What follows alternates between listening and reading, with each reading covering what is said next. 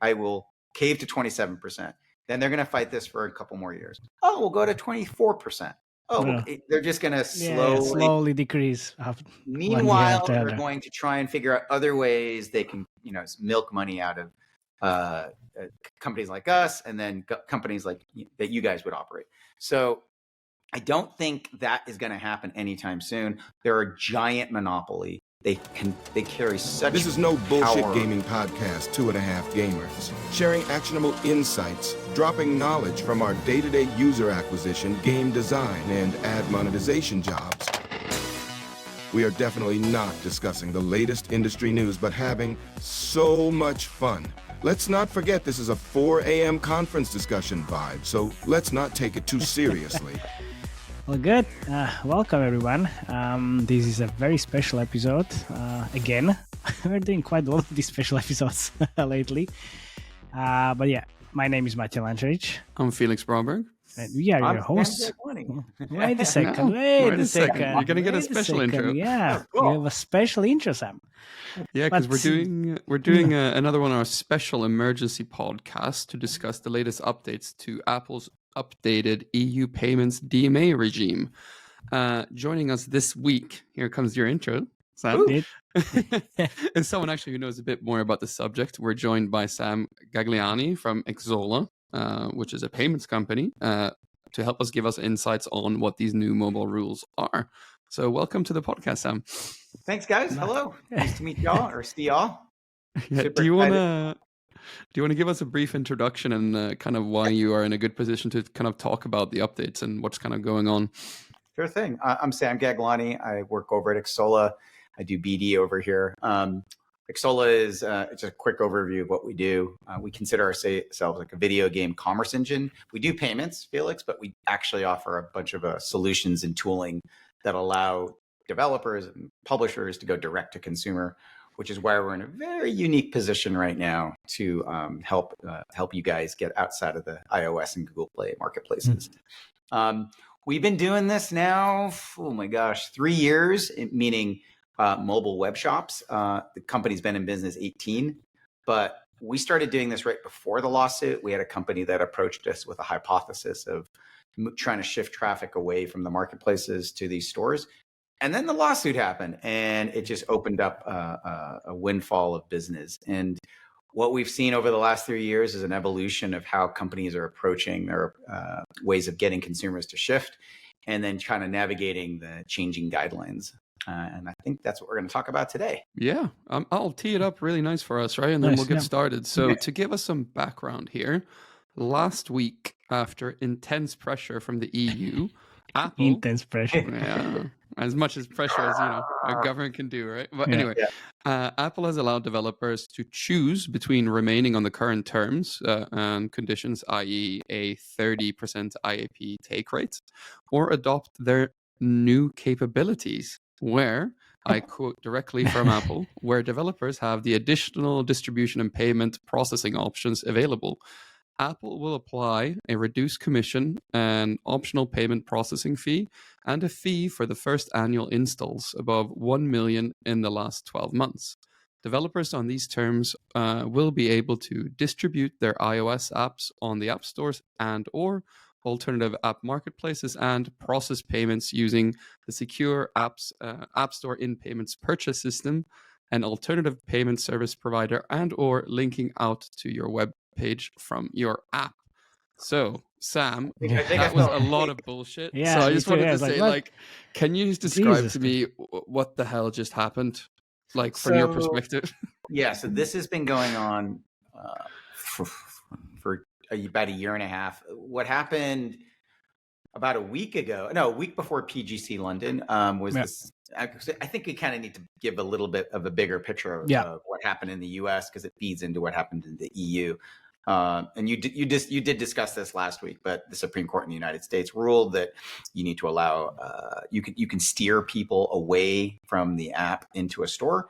The EU Commission's been putting a lot of pressure on Apple to essentially open up their marketplaces, and the spirit of what the EU wanted, which was, hey, I'm in the app, I can use a third-party payment option and make my purchase, and all's good.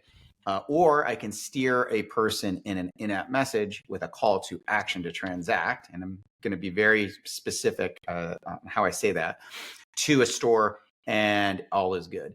Apple said, sure, no problem. We will do that. And all you have to do is pay a little bit of a fee or use our insanely complicated calculator to see what this will look like. So essentially what they've done is they've levied a 27% tax on these transactions, but that still means you have to factor in payment processing fees. If you want to be merchant of record, then you have to factor in what it's like to be a merchant of record, and you have to pay any fees associated with that. And if you're going to do it, you have to pay 27%, or you can pay this crazy install fee and use our calculator to try and figure out what this will look like. Yeah, sounds like Unity. Sounds Unity all over again. I'm not. Yeah, I'm getting there. On top of that, and this is the funniest part, you also need to integrate, and you need our Store Kit SDK. I think that's what they're calling it, which essentially allows us to track the user and pay purchasing behavior, which is insane to me. So they can audit you in real time. They still have the user, so nothing's changed at all. If anything, what they've done is made it super complicated, super opaque. I can already imagine these meetings they had over the last 9 months with a bunch of really expensive consultants on how to make this super complex, super complicated, how to get guys like you to go into the calculator to see if this will work. And you're just being totally misled that this will be a great way to operate your business. So I have the calculator set up right now for Playrix, and I think I might have done it wrong. Can you, I'm going to share my screen, and then maybe you can tell me if I actually did set it up wrong. So I set it up for Playrix, and maybe you can tell me if this is honestly, or not. I haven't even looked at their dumb calculator because it's So basically, here it is. This is their earnings in Europe from last year, and this is how many installs they earned, right, from Sensor Tower data.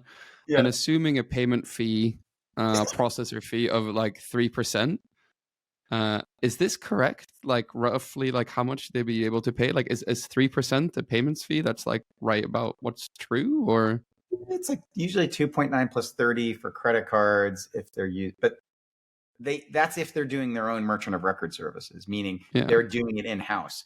Usually you're using a company to do that. So it's not going to be 3%. It's usually around 5 or 6%. For a company like Playrix, it'll probably be a little bit smaller because there's so much volume. Yeah. But end of the day, even if you do this and you follow all of the guidelines, then you get the scare screen. Holy shit, I'm being redirected to this external payment system. And it's super Nobody scary. Wants to do that. Yeah, who wants to do that? And I guess one strategy, because I did listen to your podcast last week, is we sacrifice that one purchase, and then once we get them into the store, right, they'll stay there. But then Matej, you brought up a really interesting point, which was cookies. Yeah, you refreshing that, you're hoping someone refreshes new browser, but if they don't, they're still stuck there. And honestly, who does that? Exactly. I would do it because I'm weird about that. But is the average gamer going to do that? Probably not. Well, that's the thing. Average gamer most probably no. And also, I think we discussed with Jakub, the bigger whales and payers, they will do whatever, right? They will do whatever, correct? Yeah, but it's a very small amount of payers. They do account for a big amount of that revenue. That's true. However, if you have that kind of connection already with those whales, and I'll give you a few examples of what we've seen. You already know their phone number. You already have their email address. Probably know them their birthday. Trust me, these guys know everything about these players. You're just going to give them personally. You know them personally. You're going to offer a really unique web store experience just for them that have special packages and seamless, frictionless payment UI so that they're in and out. And you're incentivizing them to continually go back there because the expected value they're going to get from that store is so much more greater than that they would see in the marketplace. And I know about one company who just organized a very big meetup for all their wells in South Korea very recently. And they paid for everything. They flew them from everywhere. And Yeah, exactly. They'll totally do it. Social casino games are I would say the forerunner or the leader in this stuff. Oh yeah. 'Cause they do treat them like casino patrons will. They will definitely fly them out to what you just said, an event like this, or they'll actually fly them to Vegas. Or reward them with an experience. We've also seen it with core and mid-core games where you have a older demographic that's been playing the game for a long time. They all talk to each other in Discord or some community forum, and we'll see sometimes the publisher or the developer will create a very bespoke store for like 30 people, like a 30 cohort store. And they do that on purpose. What they do is they create that store, and then those people all talk to each other, and then they're able to acquire items in that store that you could get in game, but it would take like 6 months to get. But now you can just buy it like that. And then all of a sudden players in the game are like, how did you get that? Oh, I went to the store. What store? And then they open the funnel up a little more. A little more. Granted, those are core and mid-core games. Those are games that have a dedicated player base. Those are games where players have been playing this game forever and they're deal hunting. When we start to talk about like the more casual game, it becomes much harder. And I think this is where a majority of the people out there are going to be like, well, how do I do this? How do I get a kid, let's say, who's like 14, maybe 10, to go to mom and dad and say, hey, I want to go to this place to buy this thing. And the parents are like, I don't recognize this at all. This seems scary to me.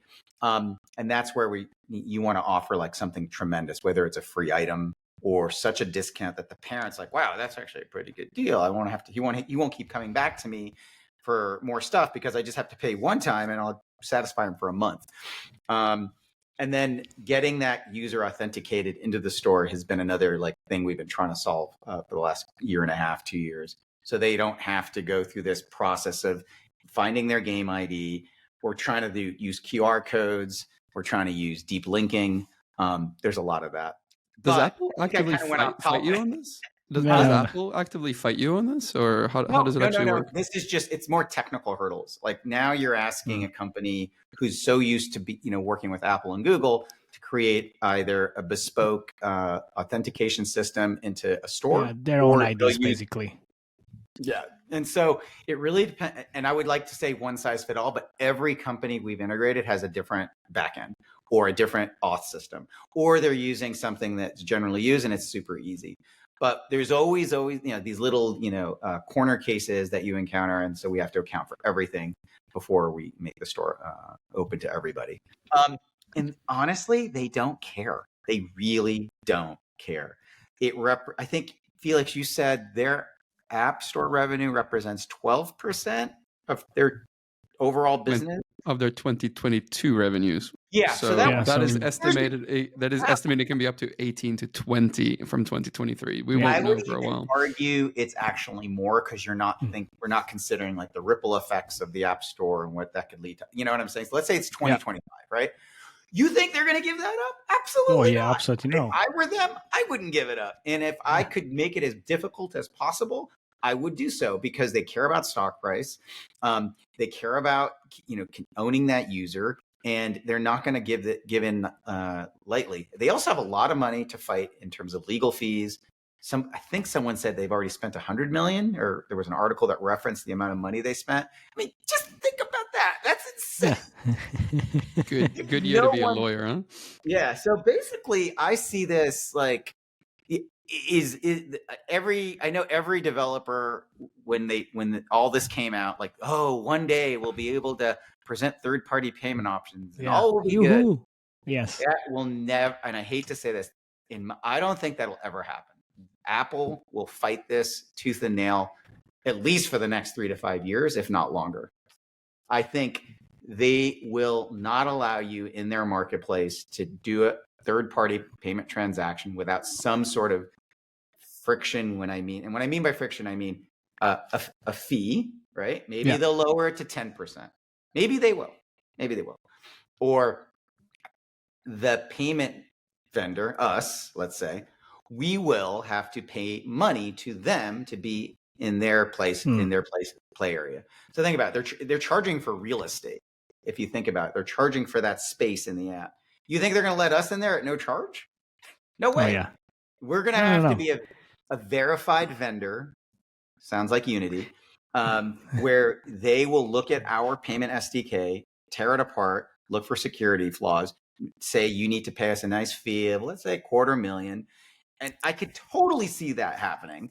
And then we might even have to pay them a fee. Like, these are all the scenarios. I mean, these are all the scenarios that are bouncing around in my head, because those are the things I would do if I were Apple. I would say I will cave to 27%. Then they're going to fight this for a couple more years. Oh, we'll go to 24%. Oh, they're just going to slowly decrease. Meanwhile, they're going to try and figure out other ways they can, milk money out of companies like us, and then companies like that you guys would operate. So I don't think that is going to happen anytime soon. They're a giant monopoly. They carry such power in the United States government, even the European Union. There's just too much money at stake for this to just be over that quickly. I just see this going on for a much longer time. Now, when it comes to the EU, this happens in March. So I think the EU is going to look at these new guidelines and say, that's not quite what we had in mind, guys. Yeah. And I could see a pushback from the EU. That's once again me speculating. It's not basing it on fact. Yeah. But if I were an EU regulator, I would say, hey, this looks awfully familiar to what you tried to pull in the Netherlands, what you tried to do in South Korea, and you did in South Korea. So to me, this isn't upholding the spirit of what the EU wants. And it still seems very anti-competitive. What do you guys think? I wanted to ask, actually, like, what do you think developers who have a big user base in Europe can do? Like, should they play around within the regime, or like what's going on? Like, I would not. I think, and I just had this. We literally were discussing this earlier today with a pretty large developer in the EU, and their big takeaway was, well, at the end of the day, it still seems like we're going to pay around 31 to 32%. And the user is going to encounter a lot of friction because they're going to see these scare screens. We would have to do a tech, integrate this store kit or whatever they're calling it to track the user. We don't want audits. Nobody wants that. Additional audits. And so what it reinforces is building powerful web store experiences. And part of that means building the web store, but then part of it also means how you shift users out of iOS or Play to those stores. So you can do it through social media. You can do it through an email campaign, because if you have their email address, you can communicate with them that way. You can do community forums, Discord, or whatever forum exists. You can use retargeting campaigns. And then there's one thing that we have seen that's very clever. Can you still do retargeting though? iOS? Yeah, you can. Yeah, you can. Yeah. There's companies out there. Yeah, you still can. I mean, look, these are all of the efficiency, weapons. but you can. These are all of the weapons or tools in your arsenal. I'm not saying you can't just do one. You have to kind of do them all, right? You got to kind of hit them on all fronts. And just before we started, we were discussing a few things in store, web shops and web stores, and you can do search engine optimization, and you can do a lot of things. A lot of things. So if you type in web store blank company, boom, that gets pushed up. And it's on the first place. Yeah. So easy. I think what's happening right now is a lot of the larger publishers, where everyone was like, "Are you going to go first? Are you going to go first? Who's going to do? Who's going to take the chance?" Spider-Man. And then it was very interesting to see, like, one by one, they all started going live, and they all talked to each other, and they're like, "Oh, you didn't get in trouble? No, I didn't. Did you try that? Yeah, I tried that. Oh, I'm going to try that." And then they got to the next level.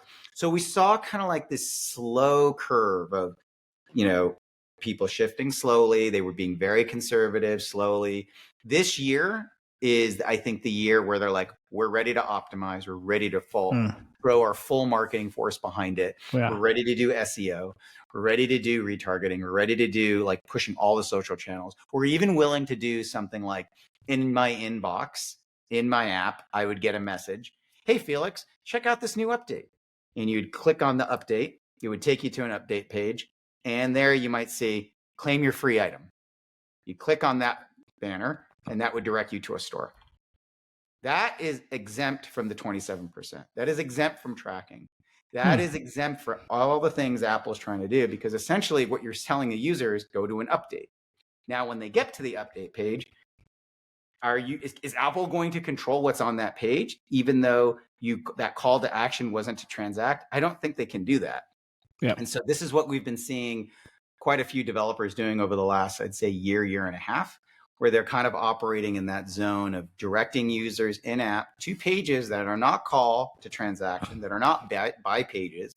And once they get there, they're seeing something that's pretty relevant to them in terms of whether it's a free item, a promotion that's going on, something that it makes them open up the store. So let me interrupt you there. So I was doing some digging before the podcast. Yep. And I was doing on Tilting Point. Oh, yeah. Oh, hello. Hello. Yeah, this is a web store. And if I scroll to the bottom, that's you guys, right? That's So is this where you drive? So you drive retargeting campaigns to a web page? Correct. Or you drive. So another example. Go scroll back up there. So you see where it's all the way like that. Yeah. Okay. Limited time offers. You could click on that update. Let's say that user got a message in their inbox that said, "Check out our update." This could lead to a Star Trek Tilting Point page. I'm sorry, a Star Trek page where there is an update, but then there's a thing that says visit our store, which would lead to this, right? And there they're presented with limited time offers. So there's like maybe I should check this out. It's limited time. And then you can buy the different types of currencies. You can download the game. You worked at the remarketing agencies and companies. You know how it works. It's the same thing. It's just the link is different. Yeah. You don't send users directly to the app. You send them to web, and that's it. Yep. And it's quite the same logic. We've also seen some people that have high risk tolerance that like to operate in the gray zones. We like those. Yeah. Tell us more. This is something I do not recommend. Of course. So they got punished by Apple then for building something like this and sending too much traffic, or what? No.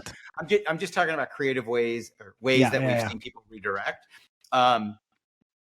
It's an interstitial in the game which says click here, and then they'll disable the interstitial during review period. Oh my God. That's a little. Would you say that's more balls than brains, or? I think that's pretty ballsy. You're just hoping that the reviewer doesn't catch it. But that is something we have seen as well. We've seen companies do just crazy stuff like message in-app in the inbox saying, purchase here. And they got their hand slapped. They didn't get delisted. They were just asked to politely remove that message immediately. But the damage had been done, meaning to Apple, because the users were able to see this store all at once. Yeah. That is a internal call that those companies made. I would never recommend that because that could get you in trouble. But these are the types of things that we're seeing. Like there's people that are way over here. They are in that gray zone. And then we have people that are on the far other spectrum where we're just going to offer Apple, or pardon the pun, Apple for Apple, meaning it's the same package that you can find on iOS and Play. I don't know why they do that. And believe it or not, people do it. They purchase there. And maybe they're just testing right now to see what the funnel looks like. And then once they get, some meaningful data, they'll actually increase the value of those packages on the store. But it's all over the place right now. And it just really depends on risk tolerance. Culture of the company is another thing. Oh, yeah. Whether they're publicly held is another one. What's the good success metric here? Like if someone has a store that I just showed, like is it 10% of your IAP payments that you're able to get there? Or is it 15 or is it 80? It's a loaded question. So it depends on genre of the game. Okay. Is it core, mid-core? Is it a shooter? Is it 4X? It depends on the demographic of the user. It depends on how much value you're offering on the store versus the marketplaces. But on average, what we've seen, now we've built like over 185 shops. On average, what we're seeing is around 20 to 30% shift. And what I mean by shift is we're seeing people shift their spending habits from Apple and Google to these web stores. Coincidentally, what we have also seen, which is odd, is that they are sometimes what we call loading up on bigger packages on the store, but still doing the daily little micro stuff on iOS or Play. So my argument back to Apple is we're helping your business. Sometimes it's incremental revenue. I mean, and definitely sometimes there's cannibalization of that revenue. Okay. But I would say, on average 20 to 30. We have partners that are doing 65%, which is mind blowing. But those are social casino. Those are some social casino, but some of these games. Forex. It's Forex. The games have been around a long time. There's a really active community. They all talk to each other. They almost feel like they're partners with the developer or the publisher. Yeah. They're like, sure, let's do it. That's kind of how it's being presented, like what you see. When it comes to casual games, like kids games or hyper casual games, much, much harder. There's so much friction you have to overcome. One, most of these games, kids are either watching videos and then getting virtual currency for free, or they earn something. Two, if it's something they want to buy and they're being redirected to a store, then they have to go, mom and dad, can you please get me this? Why can't you just use, my iOS? No, you don't understand. That's where you have to present something that's so unique, so valuable. That's a one more bonus friction point. Parents. That's the other one. 3, it's the other way. It's a social casino game, and it's either a man or a woman, mid-40s, mid-50s, maybe even older. And they are like, what just happened? I thought I was here and now I'm here. And why can't I use my Apple? And so they get really scared. So that's where education with like the community before you launch the store and you explain to them what's going on and why they should do it is important. On top of that, I think, and this is something we're really working on, is creating a checkout that literally mimics iOS checkout. So it's not our payment UI. And now what we're doing is it's called headless commerce. So you're ripping apart the payment UI. So it just literally looks like that environment that you see in iOS. And we can show you examples of what that would look like, but it's pretty... that would be awesome, because don't you think this feels a little bit even more shady than like, I'm scared because I'm just redirected to something else. But now I'm actually redirected to something that looks like iOS, but it's not iOS. So I think I should qualify that with like, it looks like the game environment, right? So it doesn't feel like you're being redirected to a payment UI. Very unnative. It looks super native. On top of that, what we're trying to do is give this user a sense of safety. So there's a customer support number there. There's all these things that are part of it. And then the developer, the publisher, if you go to, I think it's on the Star Trek Timelines page, it might be, it'll say why Xsolla. One of the publishers did that. So users could say, well, what is it? Why is it? And if it's not there, it's on a different page. Scroll up. Yep. Frequently asked questions. Okay, it's not on this one. It's a different store. Which I thought was pretty clever. Like they were probably getting questions like, why are you using this company? So a lot of it's about education. It's about communicating value to the player, and then once they get there, getting them through that funnel very frictionlessly and rewarding them in a way for doing it. So that could be loyalty points, exclusive web currency. There's all these different components that are involved. And I feel like when I'm talking about this, a lot of people are going to listen and say, wow, that sounds like a lot of work. It is. It's a business. Business is a lot of work. It is. And you're right. It's a business because you can make more margin. However, when you use companies, and I'm not touting us, but we have self-service tools that allow you to build these things super quickly without a lot of tech debt.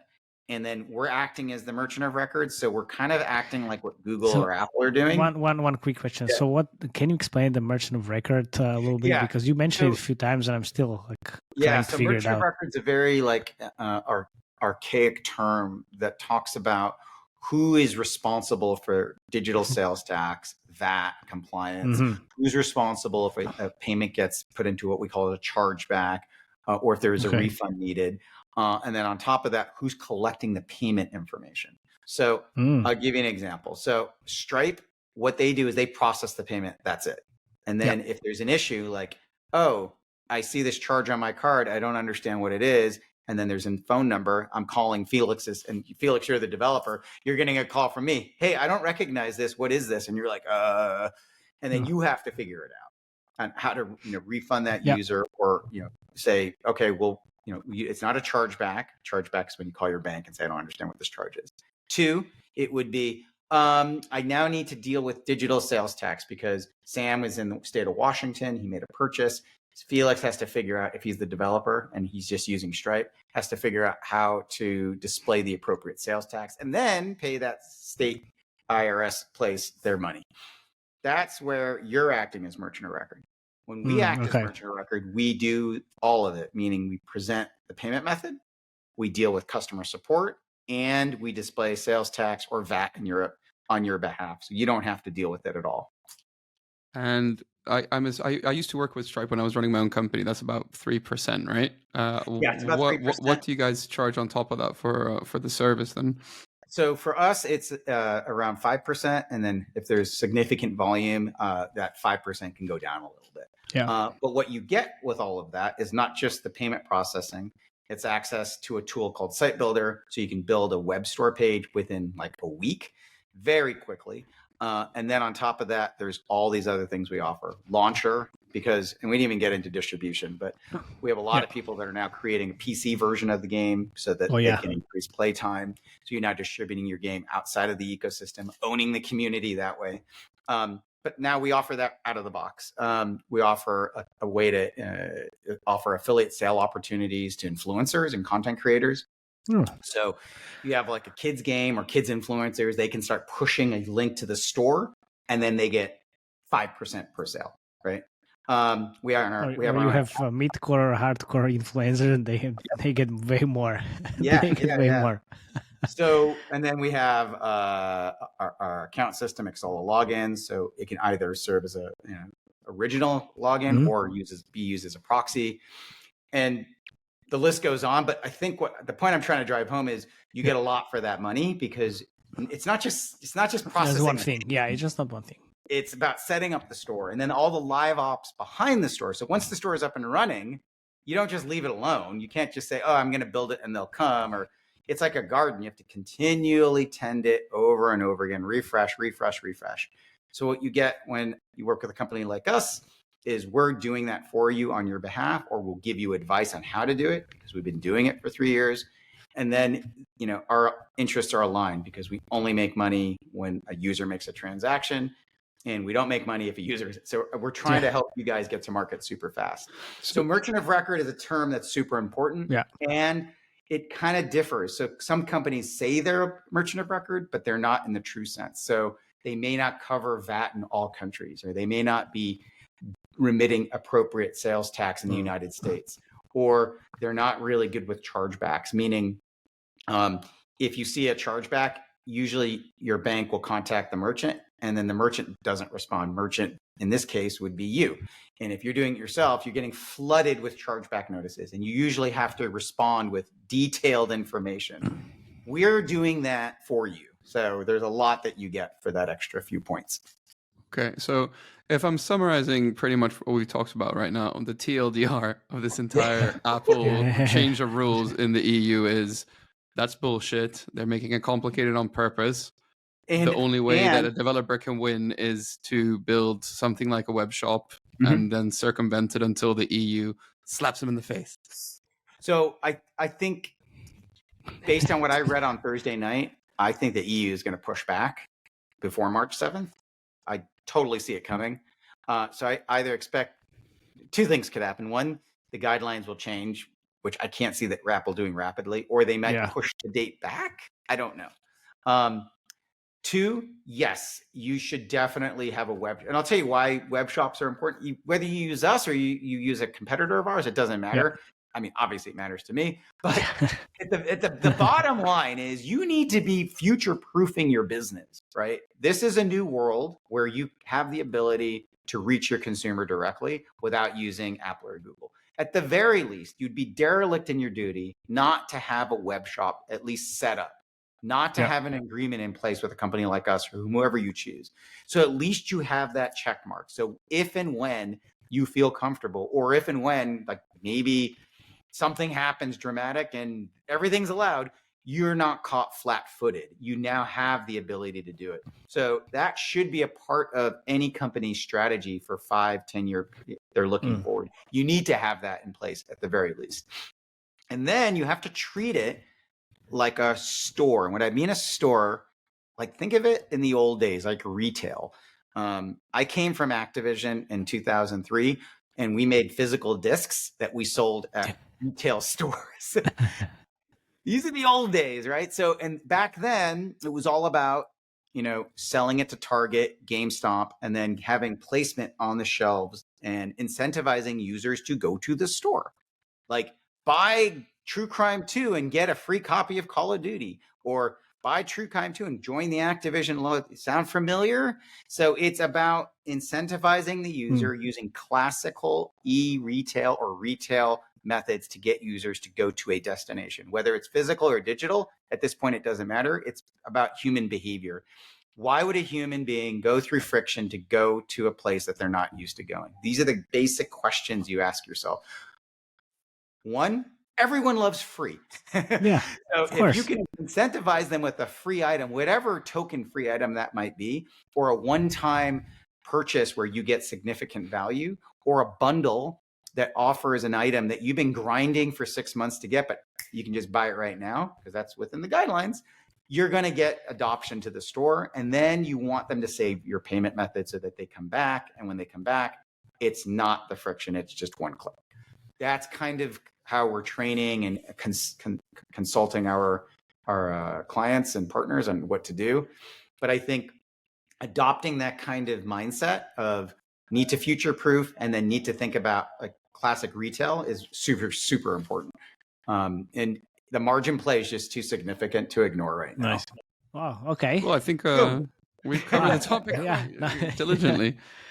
Yeah, well, we'll keep covering the topic. It's obviously a very big deal. I mean, it would be a very big windfall for developers if Apple loosened the grip on this a little bit. I mean, but we didn't even get into side loading, right? Like we didn't even talk about that. Like, you know, it's such a mixed bag. Like I know a few friends of mine in the industry. Actually, he said it at PGC London. The guy from Miniclip, he's like not a fan. He doesn't think it's a good idea. And I initially was like, really? Why? And then when he explained it, I'm like, oh, I kind of see his point. Like, you know, it could create fragmentation like it did in Asia. A bad actor will slip through. Apple can't stop them all. Yeah. And then that could actually decay user sentiment on these apps that are being sideloaded. But at the end of the day, Apple's still getting their cut, right? So you want to go through all of those hoops to like essentially just still pay 30%? I don't know. But I think the big takeaway from me, and this is the big takeaway I got last week at the conference, was Apple and Google are acting like payment processors. Very expensive payment processors. Yeah, very true. And the organic, defending their own money. That's the how organic growth that you could, the growth that you used to be able to get from those marketplaces. Oh, that's long gone. That's long gone. Long gone. Yeah, long gone. So you're kind of in this survival of the fittest, where you need to create a store or a place to send your consumers or users to go. And then once they get there, keep them there. And if that like, I hate to keep driving on it, but that needs to be part of everyone's strategy moving forward. And it's great. Thanks. No, seriously, this is great. Yeah, I learned a lot. Yeah. Okay. Really, thank you very much for coming. I talked a lot. I'm sorry. No, like that's why we have you on. I don't know what a merchant of record is. Like, yeah. The enterprise guys, they're going to be okay. They have the resources. They can figure it out. It's really like that indie to mid tier or that mid tier that's struggling.